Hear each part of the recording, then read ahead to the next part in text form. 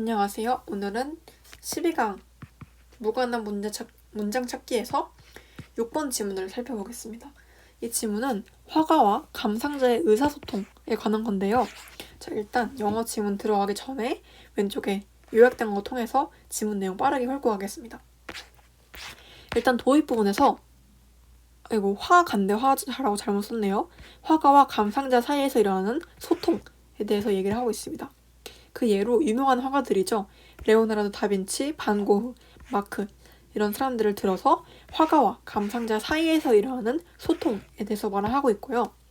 요지 문장이 뭐냐? 그럼 이렇게 화가와 감상자 사이에서 소통이 일어나면 이런 것들은 곧 사회적인 과정이다. 그래서 그림 그리기는 화가가 갖고 있는 정서적인 판단을 감상자에게 전달하는 일련의 소통, 즉 사회적인 과정이다 라고 말을 하고 있고요. 이게 주제가 되는 거겠죠. 그래서 매짐을 보면 화가의 바람이 있습니다. 뭐냐면 자신의 지각 감정이 감상자에게 어느 정도 생성되기를 바란다. 이게 뭐냐면 화가가 그림을 그릴 때 자신의 예술 작품이나 그림에 대해서 갖고 있는 각자의 감정이 있을 거 아니에요, 화가가. 그러면 감상자가 자신의 그림을 보고 자신이 느끼는 똑같은 감정을 이 감상자도 느껴줬으면 좋겠다 하는 바람을 갖고 있는 거겠죠. 그러면 이 바람에서 비롯되어서 이 감상자가 내가 갖고 있는 감정을 똑같이 느낄 수 있게 이걸 온전히 전달하려면 이 둘 사이에서 고립되면 안 되겠죠. 둘 사이에서 끊임없이 의사소통이 이루어져야 하겠죠. 이건 이렇게 그릴까요? 이건 어떤가요? 어떤 감정을 갖고 계세요? 이런 등등의 의사소통이 계속해서 둘 사이에서 일어나니까 이거는 곧 사회적인 과정이다 라고 할 수가 있는 겁니다. 그러면 살펴보겠습니다. 자, 여기서 뭐냐면 화가가 후원자를 위해서 그림을 그릴 때 여기서 as는 뭐뭐처럼입니다. 레오나르도 다빈치가 메디치 가문을 위해서 그랬던 것처럼 여기서의 did는 앞에 나왔던 월크드가 되는 겁니다. 그러니까 레오나르도 다빈치가 메디치 가문을 위해 그림을 그려줬던 것처럼 화가가 후원자가 그림을 그려볼게요.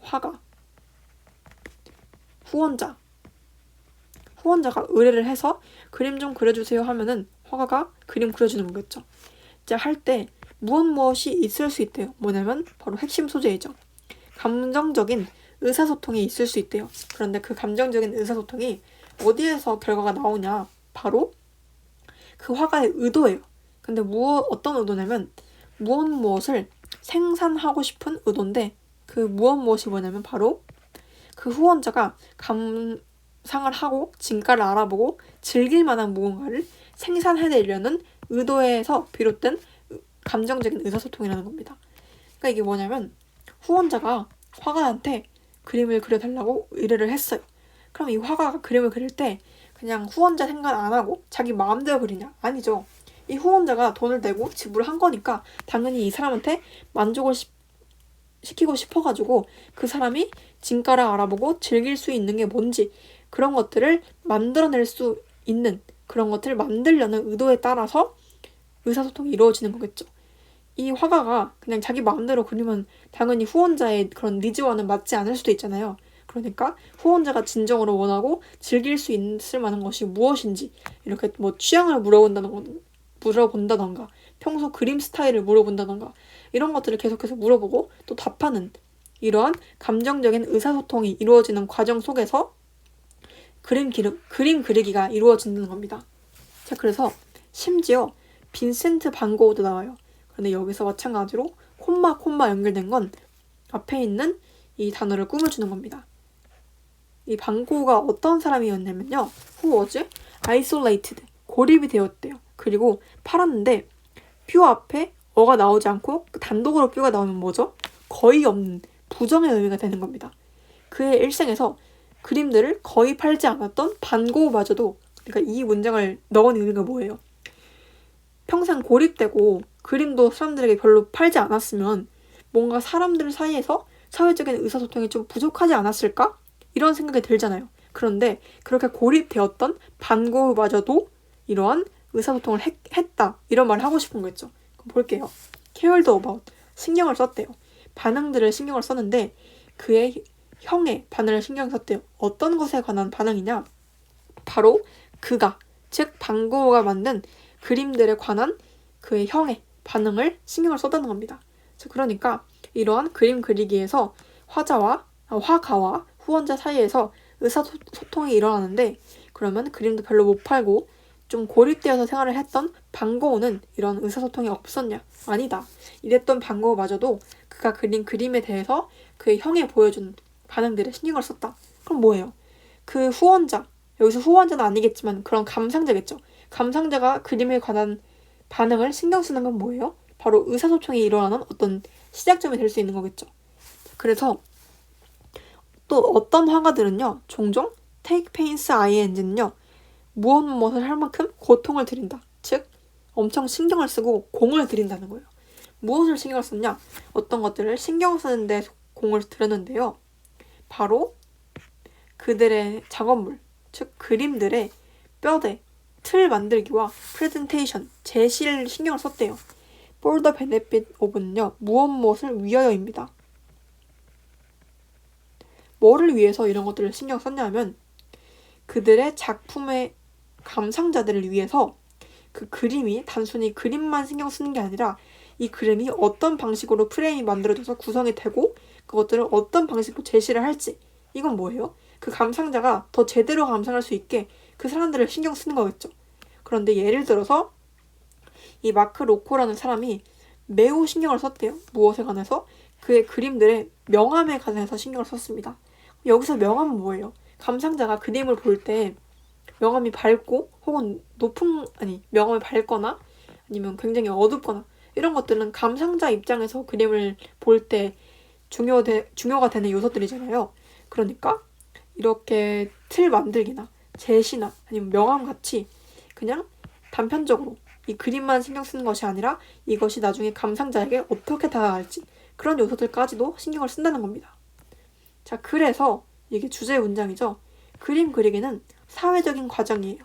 무엇을 표현하냐면 여기서 커뮤니케이션은 전달입니다. 전달. 감정적인 판단들의 전달인데요.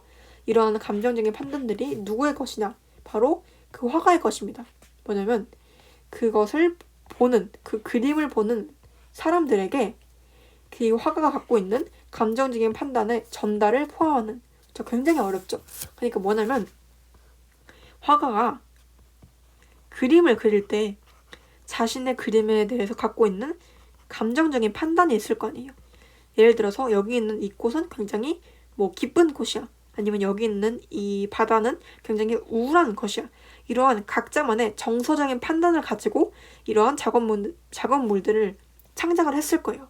자, 그런데 감상자가 이것을 감상할 때 이 화가가 갖고 있는 의도한 정서적인 판단들과 100% 똑같이 이걸 받아들이기는 어렵잖아요. 감상자 입장에서는. 자, 그래서 화가는 이 감상자가 이것을 볼 때 자신이 느낀 것과 비슷한 정서적인 판단을 온전히 전달을 해서 자신이 창작을 할 때 드리는 의도가 다 전달될 수 있게끔 이런 것들을 신경 쓰기 위해서 커뮤니케이션을 한다는 겁니다. 바로 전달을 하는 거겠죠. 자신의 정서적인 판단을요. 그래서 이게 뭐예요? 서로 주고받는 게 있으니까 사회적인 과정인 거죠. 알겠나요? 그래서 그 다음 문장을 보겠습니다. For objects and colors, 물체들과 색깔들에 관해서 아주 중요한 사회적인 치수가 있대요. 왜냐하면 사람들은 종종 어떤 것들에 매우게 되는데 뭐냐면 그들이 친숙하다고 찾는 무언가에 매우게 된대요. 무엇을 통해서? 심리학자들이 단지 노출 효과라고 부르는, 어떤가요? 이 문장이 지금 이 지문에 어울린다고 생각하세요? 아니죠. 지금 이 지문은 계속해서 어떤 얘기를 하고 있어요? 이 화가가, 후원자가 의뢰한 그림을 그릴 때 자신이 정서적인 판단을 온전히 전달해서 이 감상자가 제대로 느끼고 즐길 수 있게끔 계속해서 어떠한 상호작용을 하고 자신의 정서적인 판단을 전달하는 그런 의사소통이 이루어진다. 이런 얘기를 하고 있는 거잖아요. 그런데 여기서 이 문장의 핵심은 뭐예요? 이 감상자들이 자신이 친숙하다고 생각하는 것들에 더 잘 끌린다는 거잖아요. 그럼 전혀 무관한 문장이죠. 그래서 4번 문장은 지우고 해석하시면 됩니다. 이거는 무관한 문장입니다. 그러면 이제 마지막 맺는 문장을 볼게요. 자, 화가들은 기대를 할 수가 없대요. 여기서 expect A to B는 A가 무엇하기를 기대하는 거죠. 감상자들이 그들의 작업물의 진가를 알아보는 것을 기대할 수는 없대요. 근데 어떻게 진가를 알아보냐? 바로 정확히 같은 인식과 감정들인데 그것이 뭐냐면 그 창작에 들어간 것과 같은.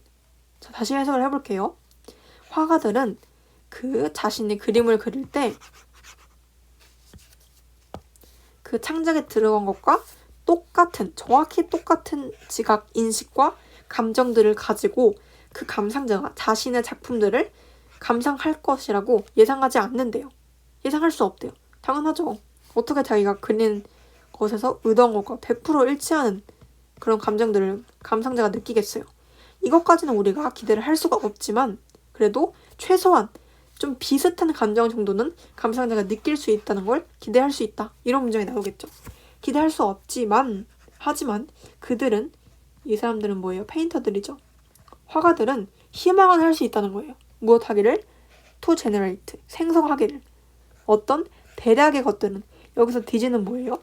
바로 exactly the same perception and emotions겠죠.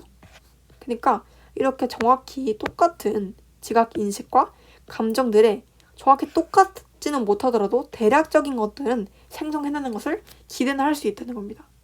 자, 그러면 굉장히 지금 복잡한데 정리를 해볼게요.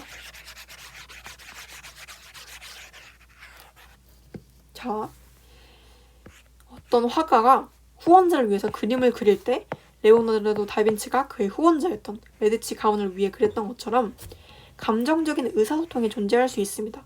그런데 이것이 어디에서 나오냐? 바로 그 화가가 무언가를 생성해내고 싶다는 의도에서 비롯되는데 그 무언가가 뭐냐면 그 후원자가 즐기고 진가를 알아볼 수 있는 어떤 그림들을 창작하고 싶다라는 욕구에서 감정적인 소통이 일어나는 겁니다.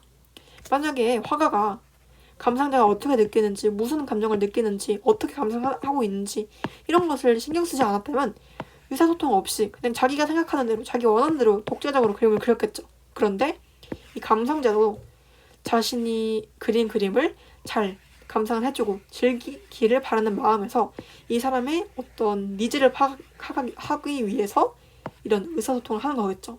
자, 그래서 심지어 굉장히 고립적인 삶을 살고 사람들한테 그림도 별로 안 팔았던 반 고흐마저도 자신의 그린 그림에 대해서 그 형이 보여주었던 반응들에 굉장히 신경을 썼대요.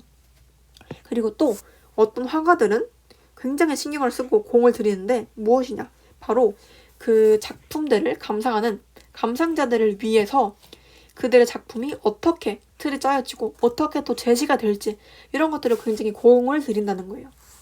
예를 들어서 마크 로코가 그런 그림들에 명암에 신경을 썼던 것처럼요. 그래서 그림 그리기는 바로 사회적인 과정인데 무엇을 포함하냐? 바로 그 화가가 갖고 있는 감정적인 판단의 전달을 포함하는 겁니다.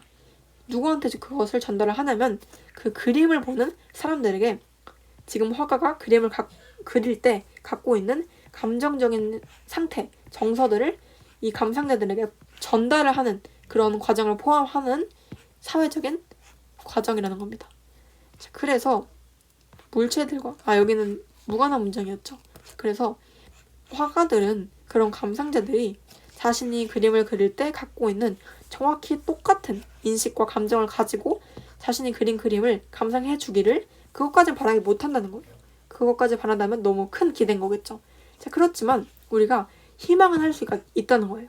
그 화가들이 자신의 감상자들이 이런 자기가 갖고 있던 지각과 감정들에 좀 비슷한 대략적인 그런 것들은 생성해내기를 기도를 하고 있다는 겁니다.